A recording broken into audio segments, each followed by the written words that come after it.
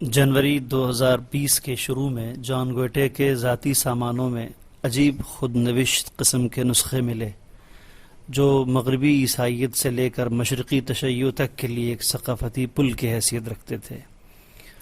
Goethe نے کیا لکھا اور اس نے اپنے آس پاس کی دنیا کو کیا پیغام دینے کی کوشش کی، یہ ایک بہت اہم سوال ہے۔ یاد رہے، گوئٹے ایک جرمن مصنف، شاعر، ڈرامہ نگار، ادیب، فلسفی، غرض متعدد اصناف میں قلمکاری کا مظاہرہ کر چکے ہیں۔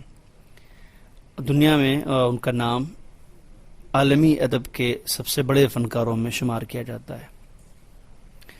گوئٹے اگرچہ جرمن ادیب تھے، لیکن ان کو دنیا کے تمام ادب کے قافلہ سالاروں میں شمار کیا جاتا ہے، اور اس کی ایک بنیادی وجہ ان کی متنوع اور ہمہ گیر طبیعت تھی۔ وہ 1749 میں فرینکفرٹ میں پیدا ہوئے تھے۔ ان کی علمی کارگزاریوں کا اثر یورپ میں اس حد تک پھیل گیا کہ اگلی صدی میں ان کا نام موسیقی، شاعری، ڈرامہ اور فلسفے کے میدان میں معلومات کا بنیادی وسیلہ قرار پایا۔ عالمی ادب کے تصور کی ایجاد کا سہرا بھی ان کے سر جاتا ہے۔ جرمن فلسفے پر گوئٹے کا بے حد اثر ہے، خاص طور پر ہیگل اور شلنگ جیسے لوگوں پر، اور اس کے بعد کی نسلوں کے دیگر فلسفیوں پر ان کے نظریات کے گہرے اثرات دیکھے جا سکتے ہیں۔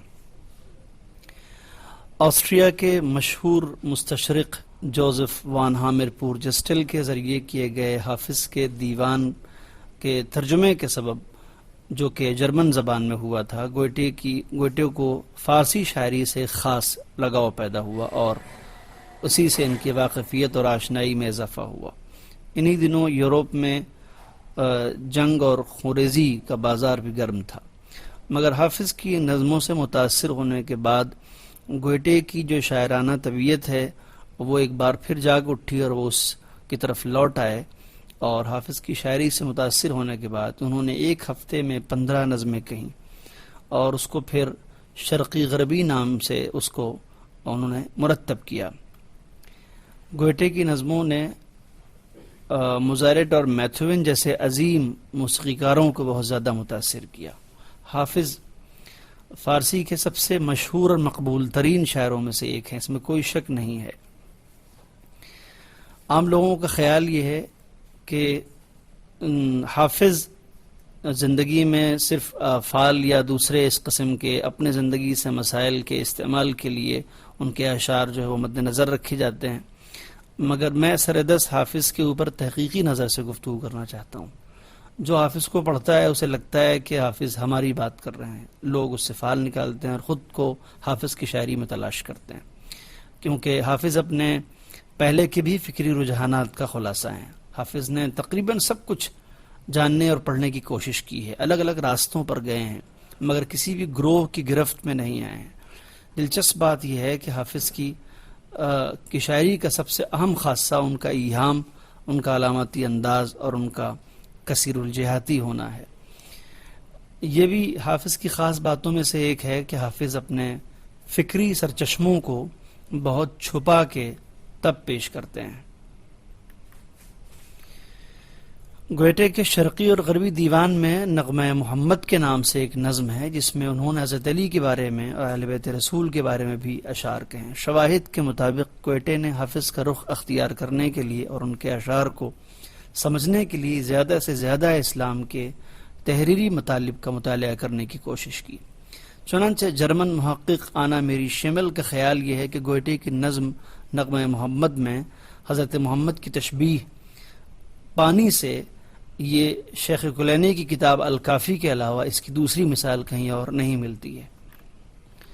ان مطالب کو بہتر طور پر سمجھنے کے لیے گوئٹے کو عربی اور فارسی زبان اور خطاطی کو بھی سیکھنا پڑا، اور عربی رسم الخط کو سیکھنا ان کے زندگی کا ایک بہت اہم مقصد تھا، کیونکہ وہ صحیح طور پر سمجھ چکے تھے کہ مشرق کو اور اسلام کو اگر سمجھنا ہے تو وہ کتابوں کے ذریعے ہی سمجھا جا سکتا ہے۔ اسی وجہ سے انہوں نے مشرقی کتابوں سے بہت سارے متون کو عربی خطاطی میں اس کی نقل کرنے کی کوشش کی۔ جوان گوٹے کی علین ولی اللہ کی تحریروں کی تعداد اتنی زیادہ ہے کہ گویا انہوں نے کسی خاص مقصد کے تحت اس جملے کو ہزارہ بار لکھنے کی کوشش کی ہے۔ اس کا ثبوت یہ ہے کہ وہ ایک علیحدہ صفحے پر علیحدہ شیٹ کے اوپر الحمدللہ مکمل طور پر کئی بار تکرار کے ساتھ نقاشیوں کے ساتھ سجا کے تحریر کیا گیا ہے۔ غور طلب بات یہ ہے کہ حضور اکرم صلی اللہ علیہ وسلم کے بعد گوئٹے کے یہاں صرف حضرت علی کا کردار ہی کیوں ان کو نظر آیا، جبکہ صدر اسلام کی اور بہت بڑی شخصیتیں بھی تھیں جن کا نام اس کے اپنے مخطوطے میں کہیں نظر نہیں آتا ہے۔ وہ حضرت علی کو عظیم شخص کے طور پر جانتے تھے اور ان کے بارے میں زیادہ سے زیادہ پڑھنا چاہتے تھے اور آزادانہ طور پر اپنی رائے کا اظہار کرنا چاہتے تھے۔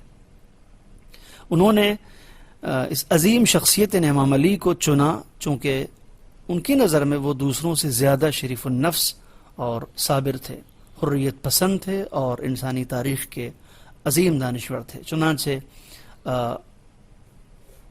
گوئٹے نے بڑی ذہانت کے ساتھ ان کا انتخاب کیا اور بڑی دلیری کے ساتھ اس کا اظہار کیا کہ اسلام آمیریت کا نام نہیں بلکہ آزادی کا مذہب ہے۔ اس میں انسان کو اپنے بات کہنے کی اور اپنے فکر کے اظہار کی اور اپنے پسند ناپسند کے انتخاب کی باقاعدہ آزادی ہے۔ یہ انکشاف جرمنی کے لوگوں کے لیے اور بھی زیادہ دلچسپ ہے کہ جب انہوں نے علی ولی اللہ کے نیچے لکھا کہ یہ آئندہ آنے والے دیوان کے لیے ہے۔ دیوان شرقی غربی سے اس کے صفحات کی مماثلت سے یہ پتہ چلتا ہے کہ انہوں نے کچھ نیا کرنے کی کوشش کی ہے۔ کیا وہ کسی دوسرے دیوان کو مرتب کرنے کا ارادہ رکھتے تھے؟